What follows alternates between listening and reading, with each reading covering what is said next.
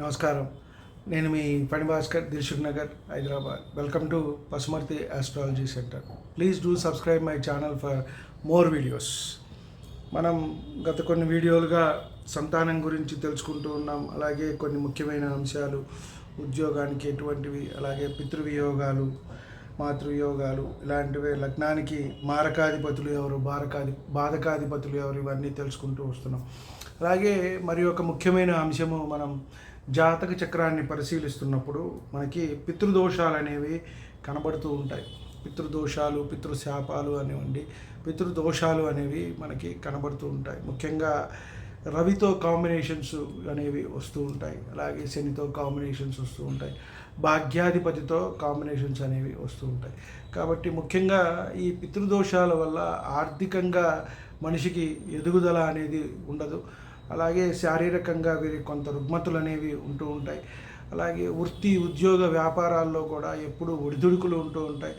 చదువులో ఇబ్బందులు వస్తూ ఉంటాయి. ఒకవేళ మంచిగా చదువుకున్నారు, మంచి ఎడ్యుకేషన్ ఉందంటే ఉద్యోగంలో ఇబ్బందులు వస్తాయి.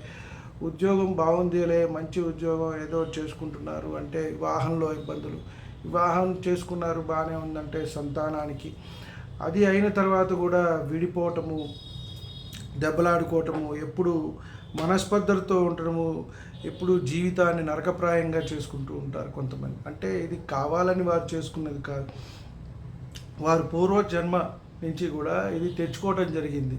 పితృ శాపాల వల్ల కానివ్వండి, దోషాల వల్ల కానివ్వండి, ఇది జరగటం జరుగుతుంది. కాబట్టి ముఖ్యంగా ఈ టాపిక్లో మనం ఎంత చెప్పుకున్నా, చాలా వీడియోలు దీని మీద చేసుకున్నాం, షార్ట్ వీడియోస్ కానీ లాంగ్ వీడియోస్ కానీ. కాబట్టి వీటికి పరిహార క్రమం కూడా ఈ వీడియోలో తెలుసుకుందాం. ముఖ్యంగా ఎటువంటి పరిహారాలు చేసుకోవాలి, ఎక్కడ పరిహారాలు చేసుకోవాలనేది కూడా చెప్పుకుందాం చివరిలో. కాబట్టి ముఖ్యంగా ఈ దోషాలు ఏ విధంగా ఏర్పడతాయి, మనకి ఆ కాంబినేషన్స్ ఏమిటి అనేది ముందుగా మనం తెలుసుకుంటే మనం కొంత మన జన్మ జాతక చక్రాన్ని మనం పరిశీలించుకున్న వాళ్ళం అవుతాం. కాబట్టి అలా ఉన్నప్పుడు మనకేమన్నా సందేహాలు ఉన్నాయి, మన ఇంట్లో జరగకపోవటం, అలాగే ఆకస్మికంగా యాక్సిడెంట్లు అవుతాయి, ఆకస్మికంగా మరణాలు సంభవిస్తూ ఉంటాయి. ఇంట్లో ఉంటారు వారు 45-50 సంవత్సరాల మధ్యలో అనుకోకుండా సడన్గా వాళ్ళు యాక్సిడెంట్స్ రూపంలో కానీ సడన్గా ఏదైనా వచ్చి చనిపోవటం అనేది, హార్ట్ అటాక్స్ కానివ్వండి, యాక్సిడెంట్స్ కానివ్వండి, వారే హ్యాంగింగ్స్ చేసుకోవటం కానివ్వండి, ఉరి వేసుకుని చనిపోతూ ఉంటారు. సో ఇలాంటివన్నీ కూడా జరుగుతూ ఉంటాయి. కాబట్టి ఎక్కువగా అంటే అనుకోకుండా ఆకస్మికంగా సంభవించే విషయాలన్నీ కూడా జరుగుతూ ఉంటాయి. మనం దేవతారాధన చేసినా చేయకపోయినా అండి, పితృదేవతలకి ఆరాధన అనేది తప్పకుండా చేసుకోవాలి. వారికి ఎంత చేసుకుంటే అంత మంచిది. ఇది వరకు లేదా అండి, మీరు ఇప్పుడు ఏదో కొత్తగా చెప్తున్నారు అని అంటే, ఎప్పటి నుంచో ఉంది, కొన్ని వందల సంవత్సరాల నుంచి ఇవి జరుగుతూనే ఉన్నాయి. ఎందుకంటే దేవతలు మనం చేసిన పూజని ఏదైతే మీరు చేస్తారో చేయరో అది కొంత పర్వాలేదు, ఉపేక్షిస్తారు. మీ శక్తి ఎంతవరకు ఉందో అంతవరకు చేస్తారు. లేదా మీరు చేయాల్సింది మర్చిపోయి వచ్చే సంవత్సరం, ఆ పై సంవత్సరానికి మీరు పోస్ట్పోన్ చేసుకున్నా పర్వాలేదు, వారేం మిమ్మల్ని ఇబ్బంది పెట్టరు. చూస్తారు, పరీక్షిస్తూ ఉంటారు, ఇవాళ కాకపోతే రేపు చేస్తారులే. కానీ పితృదేవతలు అలా కాదండి, మనకి ఇమ్మీడియట్ రిజల్ట్స్ ఇచ్చి ఇబ్బంది పెడుతూ ఉంటారు. మనం వాళ్ళని మర్చిపోవడం జరిగిందంటే ప్రతి సంవత్సరానికి ఒకసారైనా మనం వారికి ఇంత అన్నం ముద్దను పెట్టకపోతే ఎంత పాపమో చెప్పండి. వారు మనకి జన్మనిచ్చి చదువు, సంధ్య, ఉద్యోగం ఇవన్నీ ఏర్పాటు చేసి, ఆస్తిపాస్తులు ఇచ్చి, ఇన్ని చేసి వారు కోరుకునేది ఏంటి, మనం ఉన్నప్పుడు సంవత్సరానికి ఇంత నువ్వులతో కలిపిన అన్నం, వారు దానికే ఎంతో తృప్తి చెందుతారు. ముఖ్యంగా మనకి చూసుకున్నట్టయితే మహాలయ పక్షాలు వచ్చే నెలలో 2 నెలల్లో వస్తూ ఉన్నాయి. ఈ 15 రోజుల్లో కూడా పితృదేవతలు కిందకి వస్తారట భూమి మీదకి. ఎందువల్ల అంటే, నా కుమారుడు ఏమన్నా చేస్తాడా, వాడు ఏమన్నా నన్ను తలుచుకుంటున్నాడా, ఈ 15 రోజులైనా కనీసం వాడు చేస్తాడా అని చెప్పని చూస్తూ ఉంటారు.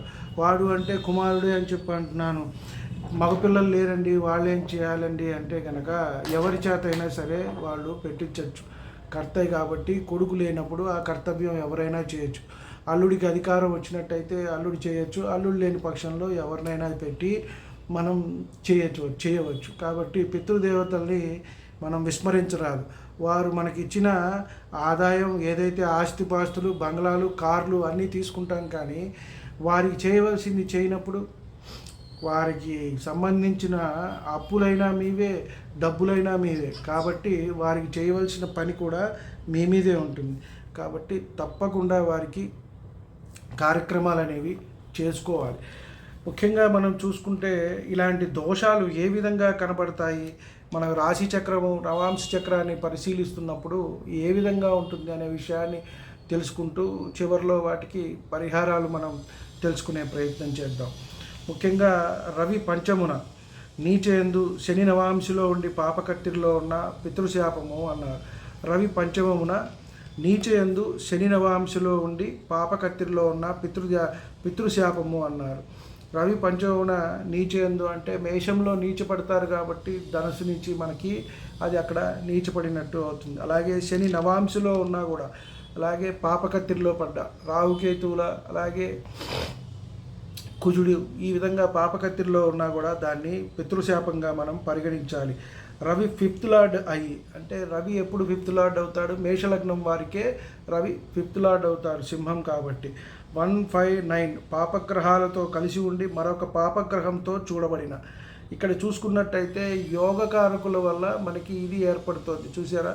కాబట్టి ఈ పితృశాపాలు దోషాలు ఉన్నప్పుడు మీకు జాతకంలో యోగాలు ఉన్నప్పటికీ అవి మనకి కార్యరూపం దాల్చవు, మీకు కనబడవు. ఆ అవకాశాలు అనేవి మీకు చేతి దాకా వస్తాయి కానీ నోటి దాకా అనేది రాదు. ఇవేంటండి ఇన్ని ఉన్నాయన్నారు, ఇన్ని మంచి మంచి యోగాలు ఉన్నాయన్నారు, మాకేవి అనుభవంలోకి రావటం లేదు అంటారు. ఇదే కారణం. చూడండి, రవి ఫిఫ్త్ లార్డ్ అయి 159 పాపగ్రహాలతో కలిసి ఉండి మరొక పాపగ్రహంతో చూడబడిన. కాబట్టి లగ్న పంచమ భాగ్యాధిపతులు పాపగ్రహాలతో కలిసి ఉండి మరొక పాపగ్రహంతో చూడబడితే కనుక దాన్ని మనం తప్పకుండా పితృదోషంగా దాన్ని పరిగణించాల్సిన అవసరం అనేది ఉంటుంది. ముఖ్యంగా మనం చూసుకున్నట్టయితే చాలా జన్మజాతక చక్రాల్లో ఈ విషయాలన్నీ కూడా మనకి కనబడుతూ ఉంటాయి. అలాగే సింహంలో గురువు రాశిలో రవి ఉండి, అంటే సింహంలో అంటే రవి రాశిలో గురువు ఉన్నారు, గురువు రాశిలో రవి ఉండటం అంటే ధనుర్మీనాల్లో ఉండటం. కాబట్టి ఇంటర్చేంజ్ ఈ రెండు కూడా పరివర్తన చెందితే లగ్నంలో పంచమంలో పాపగ్రహాలు ఉన్నా ఈ రకంగా ఉండి లగ్నంలో పంచమంలో పాపగ్రహాలు ఉంటే కనుక దాన్ని మనం పితృదోషంగా మనం పరిగణించవలసి ఉంటుంది. అలాగే లగ్నాధిపతి దుర్బలుడై ఫిఫ్త్లో ఉన్న ఫిఫ్త్ లార్డు రవితో కూడి లగ్న పంచమాలు పాపయుక్తులైన.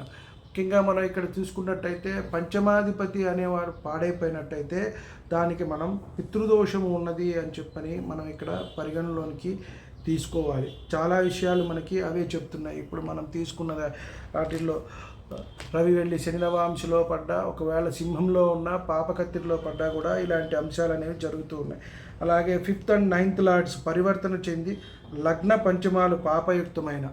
ఇక్కడ మనం చూసుకుంటే యోగకారకులతోనే మనకి ఈ ఇబ్బందులు అనేవి వస్తూ ఉన్నాయి. చూడండి, 5th and 9th లార్డ్ పరివర్తన చెందినా కూడా లగ్న పంచమాలు పాపయుక్తమైనా కూడా ఇలాంటి దోషంగా మనం పరిగణించాలి. అలాగే 10th లార్డ్ కుజుడై 5th లార్డ్తో కలిసి లగ్న పంచమ దశమాలలో పాపగ్రహం ఉన్న. ఇక్కడ 10th లార్డ్ కుజుడై అంటే కర్కాటకానికి 10th లార్డ్ కుజుడవుతాడు 5th లార్డ్తో కలిసి. 5th లార్డ్ ఎవరు? ఇక్కడ కుజుడే అయ్యాడు. 5th and 10th lord కుజుడవుతాడు. కాబట్టి లగ్న పంచమ దశమాలలో పాపగ్రహం ఉన్న. అంటే పాపగ్రహము అంటే లగ్నానికి మనం ఆధిపత్య శుభులు ఆధిపత్య పాపులు కాకుండా నైసర్గిక శుభులు నైసర్గిక పాపుల్ని తీసుకుంటే శని కుజ రాహుకేతువులు ఉన్నట్టయితే మనకి ఇక్కడ ఎక్కువగా ఇబ్బంది ఉంటుంది. దాన్ని మనం పితృదోషంగా పరిగణించాలి. దశమాధిపతి పాపస్థాన గతుడై, అలాగే కారకుడైన గురువు పాపరాశి గతుడైనా కూడా లగ్న పంచమాధిపతులు పాపులతో కలిసిన. కారకుడు అంటే పంచమానికి కూడా కారకుడు గురువే కాబట్టి సంతానానికి ద్వితీయ పంచమ భాగ్యానికి సప్తమానికి శుక్రుడు, భాగ్యానికి లాభానికి కారకుడు కాబట్టి ఆయన వల్ల కూడా ఇటువంటి ఇబ్బందులు అనేవి వస్తూ ఉంటాయి అని చెప్పడం జరిగింది. కలిసినా కూడా దాన్ని మనం పితృ దోషంగా మనం పరిగణించాల్సి ఉంటుంది. రవి కుజ శని లగ్న పంచమాలలో ఉండగా అష్టమ వ్యయములందు గురువు రాహువులు ఉండగా దాన్ని పితృదోషంగా శాపంగా పరిగణించాలి. అలాగే అష్టమంలో రవి పంచమంలో శని ఉండి పంచమాధిపతి రాహుతో కలిసినా కూడా దాన్ని మనం పితృదోషంగా పరిగణలోకి తీసుకోవాలి. వ్యయంలో వ్యయాధిపతి లగ్నంలో అంటే 12th లార్డ్ వచ్చి లగ్నంలో ఉండటం, అష్టమాధిపతి 5th ఉండటం, అలాగే 10th లార్డ్ 8th అష్టమంలో ఉంటే దాన్ని మనం పితృదోషంగా పరిగణలోకి తీసుకోవాలి.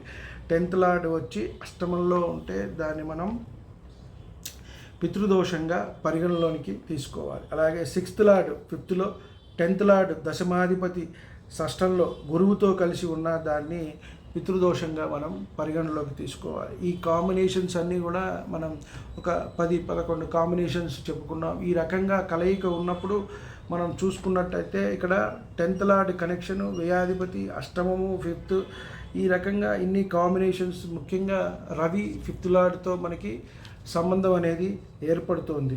ఎక్కువగా చూసుకున్నట్టయితే గురువు, రవి వీటితో 5th లార్డ్తో కాంబినేషను, అలాగే 8th లార్డ్, 10th లార్డ్ దశమ స్థానము ముఖ్యంగా ఇక్కడ పరిగణలోకి తీసుకోవడం జరుగుతుంది. కాబట్టి వీటికి ముఖ్యంగా తీసుకున్నట్టయితే ఒక్కొక్కసారి సంతానం కలగటానికి కూడా వీరికి ఇబ్బందిగా ఉంటుంది. ఒకవేళ మనం ఇందాక చెప్పుకున్నట్టు సంతానం కలిగితే వారికి ఆయుర్దాయం ఇబ్బంది రావచ్చు, వారి విద్యలో ప్రాబ్లమ్స్ రావచ్చు. అలాగే అనుకోని సంఘటనలు మన జీవితంలో మనం కోరుకునే ప్రతి అంశము, ప్రతి జరిగే ఒక విధానంగా సంఘటనలు చూసుకున్నట్టయితే వృత్తి, ఉద్యోగము, వ్యాపారము, అలాగే వివాహము, సంతానము, అభివృద్ధి, గృహము, ఇవన్నీ వాహనాలు, ఇవన్నీ మనం ఏ మనిషికైనా ఇబ్బంది పెడుతున్నాయి, వారి జీవితంలో రావటం లేదు అని అంటే కనుక కొంతవారికి ఇలాంటి ఇబ్బందులు ఉన్నాయని మనం పరిగణలోకి తీసుకోవచ్చు. అంటే జన్మజాతక చక్రాలని పరిశీలించిన తర్వాతనే మనం క్షుణ్ణంగా వారికి చెప్పవలసి ఉంటుంది, వారికి ఇలాంటి దోషాలు ఉన్నాయని. ఇలాంటిది మనం చెప్పుకుంటే కనుక ఈ కాంబినేషన్స్ అన్నీ కూడా మనకి బృహత్పర హోరాశాస్త్రంలో చెప్పబడి ఉంది. కాబట్టి పరాశరులు వారు చెప్పిన ప్రామాణికాన్ని మనం అనుసరించి మాత్రమే ఈ 10-11 నియమాల్ని మనం చెప్పుకున్నాం. ఇటువంటి కాంబినేషన్స్ ఉన్నప్పుడు మాత్రమే దీన్ని మనం పితృదోషంగా మనం పరిగణలోనికి తీసుకుంటాం. కాబట్టి వీటికి పరిహారం ఏంటయ్యా అంటే గయాశ్రాద్ధం చేయాల్సిన అవసరం ఉంటుంది. గయలో మనం శ్రాద్ధం నిర్వహించవలసి ఉంటుంది. మన శక్తి కొద్దీ ఒక 1000 మంది బ్రాహ్మణులు, 1000 మంది బ్రాహ్మణులకి మనం ఇవాళ భోజనం పెట్టాలి అంటే చాలా ఖర్చు అవుతుంది. కాబట్టి శక్తి కొద్దీ బ్రాహ్మణులకి భోజనం పెట్టవలసి ఉంటుంది. అలాగే కన్యాదానం చేసి దూడతో కూడా కలిసిన ఆవు, అలాగే దాని సంతానం దూడతో కూడిన గోదానాన్ని చేసినట్టయితే ఈ పితృదోషం అనేది తొలగిపోయి వారి వంశంలో అభివృద్ధి ఉంటుంది, సంతానం కలుగుతుంది. ఆ సంతానానికి అభివృద్ధి, పురోగతి చెందుతుంది. ఈ దోషం పోయి వివాహము, సంతానము, ఆయురారోగ్యాలు, అలాగే అభివృద్ధి, ఇవన్నీ కూడా మనకి జరుగుతూ ఉంటాయి. అలాగే కాశీలో కూడా జరిపించుకున్నట్టయితే కొంత వీరికి మంచి జరుగుతుంది అని చెప్పని మనం చెప్పవచ్చు. కాశీ క్షేత్రంలో కూడా చేసుకోవచ్చు. అలాగే మనకి త్రయంబకేశ్వరం దగ్గర, నాసిక్ త్రయంబకేశ్వరం దగ్గర కూడా ఈ పితృదోషాలకి పరిహారం అనేది చేస్తూ ఉంటారు. నారాయణ నాగబలి అని చెప్పని తప్పకుండా ఇది చేసుకున్నట్టయితే కూడా మనకి ఇటువంటి ఇబ్బందులు అనేవి తొలుగుతూ ఉంటాయి. ఇది మగ సంతానానికే వస్తుందని కాదండి, ఆడవారికి కూడా ఇటువంటి ఇబ్బందులు అనేవి వస్తూ ఉంటాయి. నేను అక్కడ చూడటం జరిగింది. వెళ్ళినప్పుడు ఆడపిల్లలకు కూడా వివాహం అయిపోయి అవి తప్పిపోవటము, చెడిపోవటము, మళ్ళీ తర్వాత వాళ్ళు వివాహానికి ఉండటం, అది చేసుకోవాలంటేనే భయం వేసే అంత దుర్భరమైన పరిస్థితులు వారికి ఉంటాయి. కాబట్టి తప్పకుండా ఈ పరిహారం చేసుకున్నట్టయితే వారికి ఎంతైనా మంచి జరుగుతుంది. అలాగే గోకర్ణంలో కూడా మనకి మోక్షనారాయణ బలి అని చెప్పి జరుగుతూ ఉంటుంది. అక్కడ చేసుకున్నా కూడా ఎంతో విశేషవంతమైన ఫలితం అనేది వస్తుంది. కాబట్టి మనం పరిహారం చేసుకోవటం అనేది ముఖ్యం.